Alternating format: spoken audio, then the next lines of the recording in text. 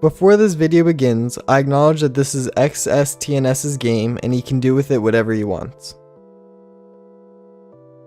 So as most of you guys know, XSTNS updated Football Fusion, and saying that the reception was mixed is being generous. So what changed?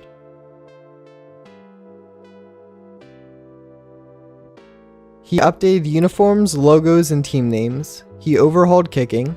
He forced a sneak delay. There's now a forced time to make a play as quarterback. He reset stats. The stats now track MVPs. There's a higher chance to drop a pass after reception when you get tackled. And the highest quarterback throwing power is now capped at 95 as opposed to 100. At face value, most of these changes seem positive, but is it really so?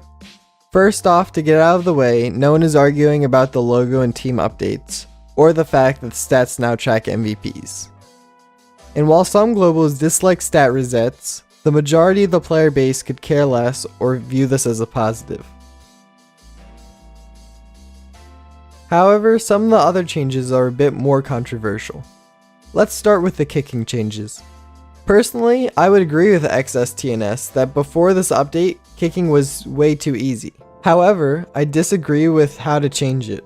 Personally, I would have kept the same kicking system with the same UI and the same timing, but tweaked the numbers to make it a little bit more difficult.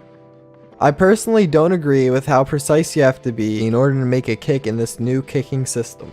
After the update, most of the kickers go 3 and 10, and that's only on PATs only. Something else that bothers me is the fact that the bar for the accuracy isn't a constant speed. As you can see in the side-by-side comparison, the bar changes speed, making it more difficult to judge when to time your kick. However, I feel like this is more of a temporary issue until the community inevitably gets more used to the new kicking. The next controversial inclusion was forcing a 4-second sneak delay in every game and not being able to vote on it. Personally, I was never a big fan of sneak delay as a concept, and as a result, I would vote for 0 seconds whenever I had the chance. Taking away the option to play without it is quite restricting in my opinion. However, a forced 4-second sneak delay is nowhere near as oppressive as an 8-second forced sneak delay would be. In my opinion, the higher pop chance just all around makes the game more frustrating, and I personally don't feel like it matches the arcade-like gameplay. However, this change does have the benefit of protecting the game from slant spamming wide receivers, as it has a higher chance to force an incomplete when you tackle them right after they catch the ball. However, I feel like the drop chance might have been slightly overtuned due to how frustrating of a game mechanic it is in nature. Capping the ball power to 95 in reality is quite the minor change, and I personally agree with XSTNS on this one. 100 power was a bit much, and between the relatively high ping of Roblox and natural human reaction speed, it often led to unreactable passes for the cornerback. While having 100 power as a quarterback was nice, I understand that it might have been a bit too strong for the nature of the game.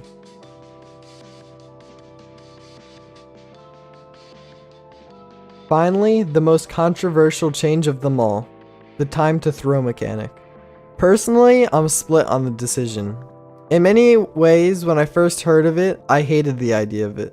However, when you really start to think about it, there are definitely benefits to it.